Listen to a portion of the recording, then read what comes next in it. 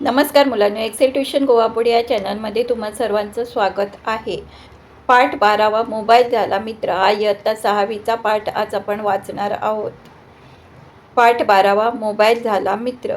माहीर, तुझ्याकडे थोडं काम होतं. खेळायला निघालेल्या माहीरला थांबवत शेजारच्या काकू बोलल्या. त्यांच्या चेहऱ्यावर काळजी दिसत होती. बोला की काकू, काय झालं? माहीर थांबला. अरे, रवी हल्ली खूप वेळ मोबाईल बघतो. आताशा तर 4थीत आहे. ना खेळात लक्ष ना अभ्यासात. सांगितलेलं ऐकत नाही. तूच काहीतरी सांग आता, तुझं ऐकेल तो. काकू काळजीच्या सुरात बोलत होत्या. काकू, तुमचा मोबाईल द्या माझ्याकडे, मी करतो काहीतरी युक्ती. असं म्हणून माहीरने काकूंचा मोबाईल घेतला. तासाभरात मोबाईल घेऊन माहीर काकूंकडे आला. काय केलंस यात? तुम्ही फक्त बघत राहा, रवी आपोआप मोबाईल ठेवून देईल. फक्त एक करायचं, या मोबाईलला मोबाईल न म्हणता विक्रम म्हणायचं. माहीर हसला आणि खेळायला निघून गेला. हा माहीर आहे फक्त 9वीत, पण खूप हुशार आहे. आता रवी आल्यावरच कळेल मोबाईल काय जादू करणार ते, असं मनात म्हणत काकू घरच्या कामात गुंतून गेल्या. शाळा सुटल्यावर रवी घरी आला. आल्या आल्या त्याने आईकडे मोबाईल मागितला.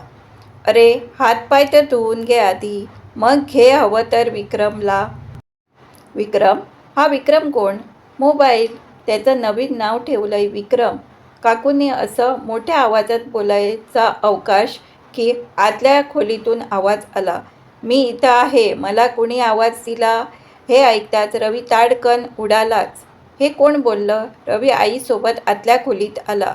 मी तुझा मित्र विक्रम. तू मला विक्रम म्हणूनच हाक मार. मोबाईल बोलतोय हेच नवल होतं. रवी पहिल्यांदा जाम घाबरला होता, पण आता तो आपला मित्र आहे म्हटल्यावर त्याची भीती कमी झाली.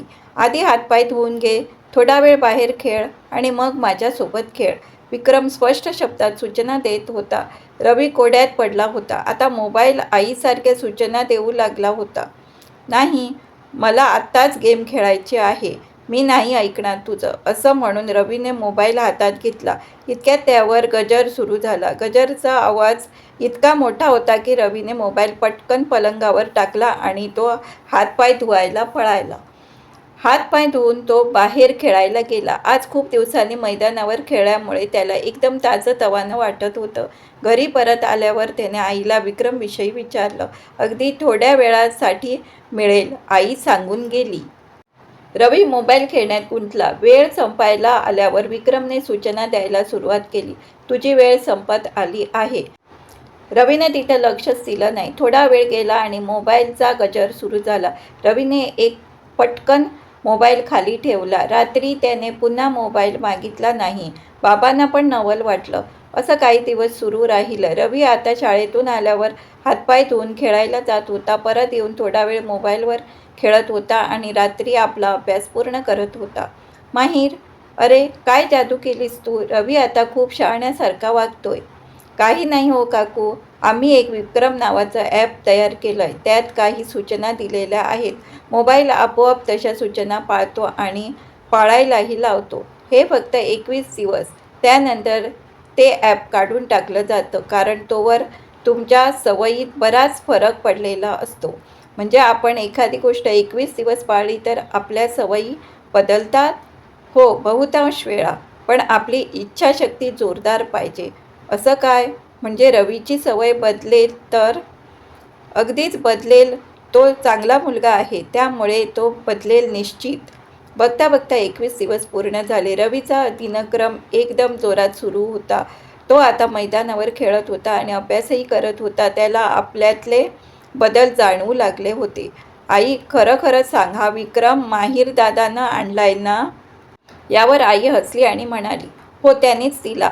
रवी, मला आणि तुझ्या बाबांना तुझी खूप काळजी वाटत होती. तुझं सतत मोबाईल खेळत बसणं तुझ्यासाठी खूप धोकादायक आहे, हे तुला आम्ही सतत सांगत होतो, पण तू अजिबात ऐकत नव्हतास. आई, मला सतत मोबाईलवर खेळावंसं वाटायचं. मग मी चिडायचो, टणटण करायचो. पण या काही दिवसात मला खूप छान वाटतंय. माहीर दादाला धन्यवाद म्हणून येतो. रवी उठून जाऊ लागला. इतक्यात माहीरच तिथे आला. रवी, आजपासून विक्रम तुला सूचना नाही देणार. उलट आता तूच तुझा कार्यक्रम मोबाईलमध्ये नीट ठरव. तो कसा काय? हे बघ, तू तुझं सगळं वेळापत्रक इथं नीट ठरवायचं. त्याप्रमाणे मोबाईल तुला तशा सूचना देत राहील. पण तू स्वतः जोवर त्या सूचना पाळणार नाहीस तोवर मोबाईल एक गजर वाजवत राहील, असं म्हणून माहीर हसला.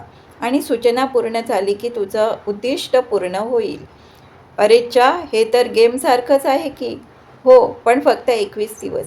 त्यानंतर स्वतःचे नियम पाळायचे. हे मान्य असेल तर मोबाईलमध्ये तशी जोडणी करून देतो आणि तू समजूतदार मुलगा आहेस.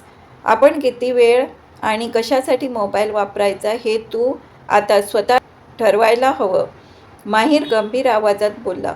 हो दादा, मला आता खूप छान वाटतंय. मला बदल करायचे आहेत. तू बघच, मी सर्व नियमांचे पालन करीन.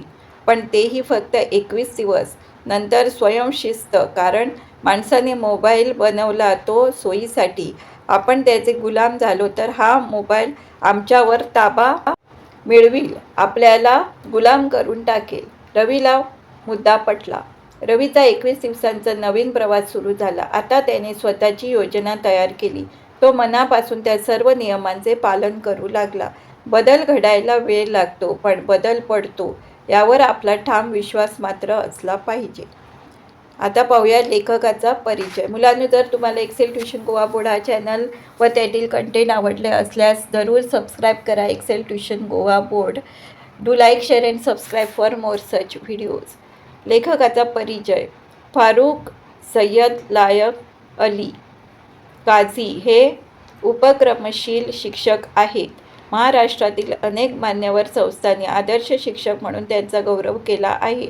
बालसाहित्यकार या नात्याने त्यांनी मित्र, प्रिय अबू, तू माझी चुटकी आहेस आणि इतर कथा, जादुई दरवाजे, कोकोची डायरी इत्यादी अनेक पुस्तके लिहिली आहेत. त्यांच्या बालसाहित्याला अनेक पुरस्कार लाभले आहेत. धन्यवाद. Thanks for watching. Do like, share and subscribe for more such videos.